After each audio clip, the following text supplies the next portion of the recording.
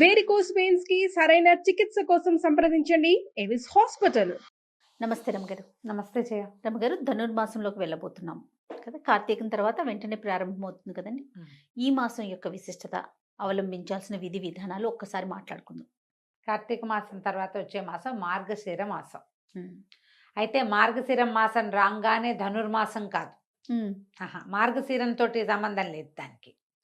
మార్గశిరంలో ధనుర్మాసం ప్రారంభమవుతుంది. మార్గశిరమే ధనుర్మాసం కాదు. మార్గశిరంలో ధనుర్మాసం ప్రారంభం. మరి అప్పుడు మాసం అని ఎలా వచ్చింది? చెప్తాం అది చెప్పాలి. మొన్న ఎవరో కూడా అడిగారు, మామూలుగా మనకి మాసాలు ఇవన్నీ ఎలా వస్తాయి? చాంద్రమానం ప్రకారం, అంటే చంద్రుని యొక్క కదలికలతోటి మనం హళలు పెరుగుడు తగ్గుడుతోటి తిథులతోటి తయారవుతుంది కదా. ఇప్పుడు మనకి పాడ్యమితోటి నెల మొదలవుతుంది. అమావాస్య వెళ్ళగానే స్టార్ట్, పౌర్ణమి దాకా 15 రోజులు, పౌర్ణమి నుంచి మళ్ళీ 15 రోజులు అమావాస్య. అమావాస్య వెళ్ళంగానే మళ్ళీ నెల పొడుపు తప్పకుండా చంద్రుడు. అమావాస్య వెళ్ళంగానే చంద్రుడు అమావాస్య నాడు ఏమీ కనపడ్డు, మా పాడ్యం నాడు ఏదో ఎటాగో ఉంటాడు. తర్వాత స్లోగా కనపడడం మొదలు పెడతాడు. చంద్రుడి నడకతోటే మన మాసాలన్నీ తయారవుతాయి. ఆలోచించండి, అంతే కదా. అవును. అయితే ఇప్పుడు ఇందులో మళ్ళీ మనకి సంక్రమణం అనేది ఒక ప్రత్యేకమైన పాయింట్ ఉంది. ఈ సంక్రమణం మనకు ఎప్పుడు రెగ్యులర్ గా మాట్లాడుకుంటాం మనం, మకర సంక్రమణం. ఈ సంక్రాంతులు, మకర సంక్రమణం ఒకటే కాదు, ప్రతి నెల సంక్రాంతులు జరుగుతాయి. సూర్యుడు రాసులు మారతాడు, చంద్రుడు మారేవి తిథులు కదా. సూర్యుడు ఒక్కొక్క నెల రోజులు ఒక్కొక్క రాశిలో ఉంటాడు, 12 రాశుల్లోకి మారతాడు సూర్యుడు. ఈ మన కార్తీకం ప్రారంభంలో తులా సంక్రమణం, వృశ్చిక సంక్రమణం జరుగుతాయి. ఇదేంటంటే సంక్రమణాల్లో కూడా మనకి పెద్దవాళ్ళకి తర్పణాలు పిలిచే వాళ్ళు సంక్రమణ కాలంలో కూడా తప్పకుండా చేయాలి. సంక్రమణ అన్నప్పుడు కూడా ఉపవాసం ఉండాలి. మనం క్యాలెండర్ ఫాలో అవ్వడాలి, పంచాంగం ఫాలో అవ్వడాలి మానేసింది ప్రజంతా. అవునండి. ప్రత్యేకంగా కొన్ని మనమే టీవీలలో మనలాంటి వాళ్ళు యూట్యూబుల్లో పడి ఏవో చెప్తే కొన్నిటిని పట్టుకుని అవే పిచ్చి కింద అయిపోతుంది తప్పిస్తే అసలు ముఖ్యమైన వ్యవహారాన్ని మనం చూడటల్లా. సూర్యుడు సంక్రమణం చెందినప్పుడు సంక్రమణపు రోజు మనకి క్యాలెండర్లో కనపడుతుంది క్లియర్గా, ఫలానా రోజు సంక్రమణము అని. ఆనాడు పెద్దవాళ్ళకి ఇవ్వాలి తర్పణాలు, అక్కడి నుంచి బ్రాహ్మడికి దానం ఇవ్వాలని ఒక నియమం ఉంటుంది. సంక్రమణంలో నదీ స్నానం విశేషం, సంక్రమణంలో గోపూజ విశేషం, సంక్రమణంలో గోదానం విశేషం.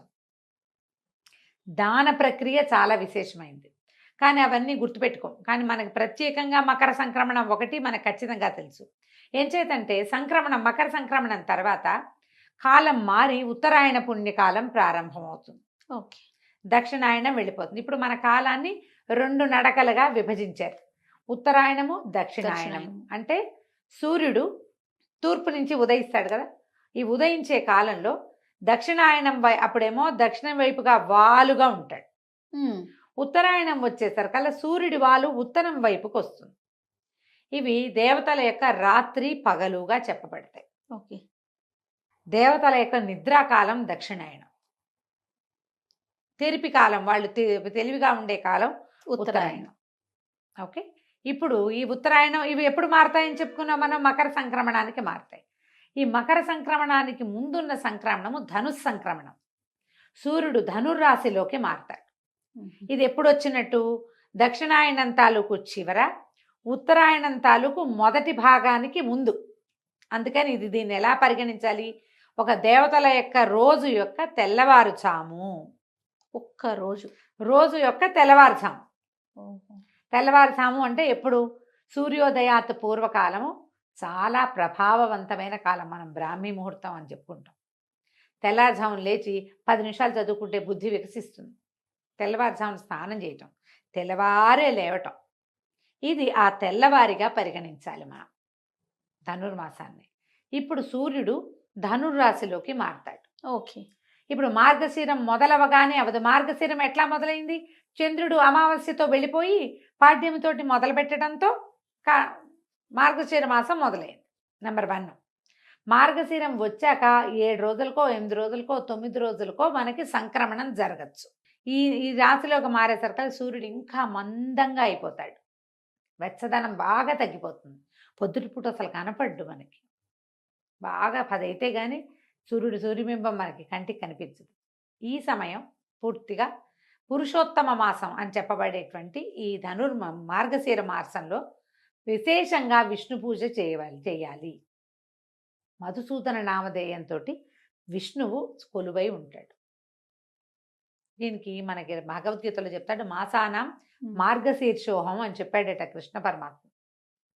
మాసములలో మార్గశీర్షము అత్యంత పవిత్రమైన మాసం అని చెప్పాడు.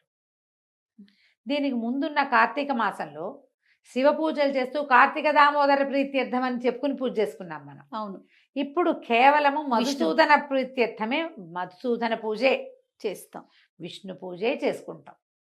అద్భుతమైన మాసంగా చెప్తారు. అయితే ఈ మాసంలో చేసే పూజా విధానము అందరూ చేయరు. ధనుర్మాసం అంటారు, మార్గళి అంటారు, దాని పేరు అది. ఈ మార్గళిలో విష్ణు పూజ విశేషంగా చేయబడుతుంది. నెలగంటు పెట్టడం, దాన్ని నెలగంటు పెట్టడం, నెలపట్టు అంటారు. ఇక్కడి నుంచి పూర్తిగా నెల రోజుల పాటు, అంటే మార్గశిర మొదలైన 4వ రోజున స్టార్ట్ అయింది ఇది. అంటే పుష్యమాసం వచ్చేయాలి కదా. అవును, ఈ ధనుర్మాసము అనేది మొదలయ్యేసరికి పుష్యమాసం వచ్చేస్తుంది. పౌష్యలక్ష్మి వికసిస్తుంది. అప్పటికి బంతిపూలు బ్రహ్మాండంగా వస్తాయి, వరి ఇంటికి చేరుతుంది, కొత్త అల్లుళ్ళు వస్తారు, సంక్రమణం వస్తుంది. సంక్రమణం పూర్తిగా భగవత్కాలము అది. ఆ సంక్రమణం చాలా మంచిది. మకర సంక్రమణంలో ఈ సంవత్సరం అంతా సంక్రమణాల్లో చేయవలసినవి ఏవి చేయని వాడు కూడా మకర సంక్రమణం నాడు అన్ని రకాల దానాలు ధర్మాలు ఏది చేసినా 12 చేసిన ఫలితం లభిస్తుంది. దేవతలంతా కళ్ళు విప్పి నిద్రలేస్తారు. పూర్తిగా ప్రసన్నంగా ఉండే కాలం. అంచేత ఇక్కడి నుంచి స్టార్ట్ దాన ప్రక్రియ మొదలుపెట్టే కాలం. ఈ ధనుర్మాసంలో ఏం చేస్తారు, గొబ్బిళ్ళు పెట్టడం. ఒక్కొక్కళ్ళు ఒక్కొక్క రకమైన ఆరాధన చేస్తారు. వైష్ణవాలయాల్లో విపరీతంగా సేవాకాలాలు జరుగుతాయి. తెల్లవారుజామునే స్వామికి కైంకర్యం చేస్తారు, సేవాకాలం సమర్పిస్తారు. ఈ సేవాకాలాలు సమర్పించేది ఏంటంటే సంవత్సరం అంతా ఒక రకంగా ఉంటే ధనుర్మాసంలో తిరుప్పావై అని ఒక ప్రత్యేకమైన పూజా విధానాన్ని సమర్పిస్తారు. గోదాదేవి ఇది శ్రీవిల్లిపుత్తూరులో జన్మించింది. పెరియాళ్ళ వారికి జన్మించినటువంటి విష్ణు చిత్తుల కుమార్తె అయిన గోద, ఆవిడ భగవంతుణ్ణి ఎలా ఆరాధించిందో ఆ ఆరాధనా క్రమాన్ని ఈ నెల రోజులు స్వామికి సమర్పిస్తారు. ప్రతి చోట శ్రీరంగనాథుడు విశేషంగా సేవించబడతాడు. వెంకటేశ్వర స్వామి దేవాలయంలో కూడా తిరుప్పావయ్యే చేస్తారు. ఈవెన్ తిరుమలలో కూడా ఈ నెల రోజుల పాటు స్వామివారికి సుప్రభాతం బదులు తిరుప్పావై వినిపిస్తారు విశేషంగా. మొత్తం ఈ నెల అంతా కూడా అన్ని విష్ణువాలయాల్లోనూ విశేషమైన సేవలు కైంకర్యాలు జరపబడతాయి. ఈవిడ ఈ నెల రోజుల పాటు 30 పాసురాలు చదివిందట. పాసురం అంటే ఒక ప్రత్యేకమైన పాట. ఇది ద్రవిడ భాషలో ఉంది. తిరుప్పావై అంటే మంగళకరమైన మేల్కొల్పు. ఆవిడ ఏం చేసిందంటే తన చెలికత్తెల్ని అందరినీ పిలిచి విష్ణువు సుప్రసన్నుడుగా ఉంటాడు. ఇప్పుడు ఇంతకుముందు నిద్రలేచాడు ఈయన. కార్తీక శుద్ధ ద్వాదశికి ఏకాదశి నాడు నిద్రలేచాడు కదా. నిద్రలేచి అత్యంత ప్రసన్నుడుగా ఉంటాడు. ఆయనకి అత్యంత ప్రీతిపాత్రమైన మార్గశిర మాసము, సూర్యుడు సంక్రమణం చెంది దేవతలందరూ కొలువయ్యే కాలము. వాళ్ళందరూ నిద్రలేస్తారు. తెల్లవారు ప్రబోధ సమయం కదా. అవును, వాళ్ళు నిద్రలు లేచే కాలం ఇది. ఈ సమయంలో గనక మనం భగవత్ సేవం చేస్తే భగవంతుడు మనని అనుగ్రహిస్తాడని చెప్పి తన చెలికత్తెల్ని అందరినీ పిలుస్తూ కృష్ణుడి గురించిన గాథలు ఆవిడ చెప్తూ రోజుకొక పాట చొప్పున ఆమె పాడింది. ఆ పాడిన 30 పాటలని ఇప్పుడు చెప్పుకుంటాం. ఇది అందరూ చేసేది చేయగలిగేది కాదు. ఎందుకంటే ఇది తిరుప్పావై ద్రవిడ భాషలో ఉంది. మనం చేయగలిగేది ఏమిటి, వాకిళ్ళు తెల్లవారుజామునే లేవటం, వాకిళ్లలో శుభ్రంగా వాకిళ్ళు శుభ్రం చేసుకుని చక్కటి ముగ్గులు తీర్చుకోవటం, వాకిళ్లలో గొబ్బిళ్ళు పెట్టడం. 3-4 ఏళ్ళ నాడు నేను కోయంబత్తూరు వెళ్ళాను. ప్రతి వాకిలి తెల్లవారేసరికి ముగ్గులే చేయ. అవునండి, మనుషులు తక్కువ ఉన్నారు, ముగ్గులు మాత్రం బ్రహ్మాండంగా ఉన్నాయి. తెల్లవారి 6 o'clockకి బయలుదేరితే వీధులన్నీ ముగ్గులే. 6ంటికే మంచు చలి అయినా సరే. నర్సీపట్నం దగ్గర బాగా ఎక్కువ చలి ప్రదేశం ఒకటి ఉంది. ఏంటబ్బా దాని పేరు? నర్సీపట్నం దగ్గర చింతపల్లి వాటి దగ్గర హైయెస్ట్ లోయెస్ట్ టెంపరేచర్ 1 వస్తుంది అక్కడ. ఆ ఊరి పేరు చటుకుని గుర్తు రావట్లేదే నాకు. చాలా ఇంట్రెస్టింగ్గా ఆ చలి ఏమిటో చూద్దామని వెళ్ళాం మేము. లంబసింగి వెళ్ళాం ఒక సంవత్సరం డిసెంబర్లో. చలి అదేమిటో చూడాలని ఒక్కొక్కటి ఉంటుంది కదా. అదే. ఆ లంబసింగిలో కూడా తెల్లవారు 5ంటికి ముగ్గులు. ఓ చలి చచ్చిపోతున్నాం. 1 ఉంది మేము వెళ్ళిన అవును రోజున. అవును అవును 0 వస్తుంది చూద్దాం అనుకున్నాం. అంతకు ముందు రోజు వచ్చిందట. మేము వెళ్ళిన రోజు 1 ఉంది. ఓ, అక్కడ కూడా ముగ్గులు ఉన్నాయి. మనం చేసే సేవ ఏంటంటే ఈ పుణ్యకాలంలో, ఈ ధనుర్మాస కాలంలో అందరూ వాకిట్లో ముగ్గేసుకుంటే విష్ణు సేవ చేసినట్టే. అది ఓకే, గొబ్బిళ్ళు పెట్టుకోవటం. గొబ్బిళ్ళు పెడతారు కదా కొన్ని అవును. ప్రాంతాల్లో. పల్లెటూళ్ళలో కుదురుతుంది, సిటీలలో కుదరదు. ఎవరికి కుదురుతుందో వాళ్ళు పెట్టండి. ముగ్గేసుకోండి కనీసం. పొద్దునే లేవాలి దానికోసం. ఖచ్చితంగా. పాకెట్లో ముగ్గులు వేసుకోవటం. అది కూడా ముగ్గులు వేస్తాం, పీట ముగ్గులు వేస్తాం. అదే గళ్ళ గీతలు. ముగ్గులు, గీతలు, పీటల ముగ్గులు పెద్దది వేయటం, గుమ్మడి పువ్వులతో అలంకారం చేయటం, గొబ్బిళ్ళు పెట్టటము, గొబ్బి తట్టటము. ప్రత్యేకంగా గొబ్బిళ్ళు పెట్టావా చిన్నప్పుడు జయ? పెట్టాను రమ్మగారు. ఓకే, మేము చాలా ఏళ్ళు పెట్టాం. ఓకే. చిట్టుగూడూరులో ఉన్నంత కాలం ప్రతి సంవత్సరం పెట్టేవాళ్ళం గొబ్బిళ్ళు. మాకు మంచి గొబ్బిళ్ళు సరదా. మా గొడ్లు బాగా ఉన్నాయి, ఆవులు బ్రహ్మాండమైన ఆవులు ఉన్నాయి. సో మంచి అవకాశం లభించేది. తర్వాత కూడా ఇప్పటికి కూడా మా వాళ్ళు పెడతారు. ఓ అయితే ఈ గొబ్బిళ్ళు పెట్టుకోవటము, తర్వాత దేవాలయ దర్శనము మంచిది. ఇందులో ఈ 30 రోజుల ధనుర్మాసంలో 10 రోజులైనా ఈ సేవాకాలాన్ని చూడడం, 8 రోజులైనా, 6 రోజులైనా, 2 రోజులైనా, కనీసం 1 రోజైనా విష్ణువాలయ దర్శనం మంచిది. ఓకే. ఎలా అవకాశం ఉంటే అట్లా. ఇప్పుడు తిరుపావై చెప్పడం, నాకైతే తిరుపావై రాదు. ప్రతి సంవత్సరం నేను అడుగుతూ ఉంటాను, మీరు ఇదే చెప్తున్నారు. నేను నేర్చుకోలేదు. ఈ సంవత్సరం నేర్చుకుందామని ట్రై చేశాను జయ. నిజంగా సుమన్ టీవీ కోసమే. అవకాశం లభించల. అదే కొద్దిగా శ్రద్ధారాహిత్యం కూడా. ఎండాకాలం అవకాశం లభించినప్పుడు శ్రద్ధ లేదు. శ్రావణ మాసం వచ్చేసరికి అవకాశం తప్పిపోయింది. ఎవరి దగ్గరైనా కుదురుగా నేర్చుకుని వచ్చే సంవత్సరం ఏమైనా చెప్పగలనేమో ట్రై చేస్తా. ఓకే. సరే, అవకాశం ఉన్న వాళ్ళు మీకు రాకపోతే అది చదవాల్సిందేనని పెట్టుకోవద్దమ్మా. అలాంటిది ఏమీ లేదు. మనం ఏం చేయొచ్చు అంటే ఇప్పుడు ఇది ధనుర్మాసం మంచిదని మనకు తెలుసు. ముగ్గులు వేసుకుంటాం మనం. మనకు తిరుపావై రాదు, లేదు పూజ. అసలు మనం వైష్ణవులం కాదు, ఏం పర్వాలే. కానీ విష్ణువే జగన్నియామకుడు. ఈ ప్రపంచాన్ని నడిపించేవాడు ఆయనే. ఆ కాలమే చేయక్కర్లా, ఏదో ఒక చేతకొచ్చిన సేవాకాలం చేసుకోవచ్చు మనం. ప్రతిరోజు కృష్ణగాథలు వినొచ్చు, చదవచ్చు.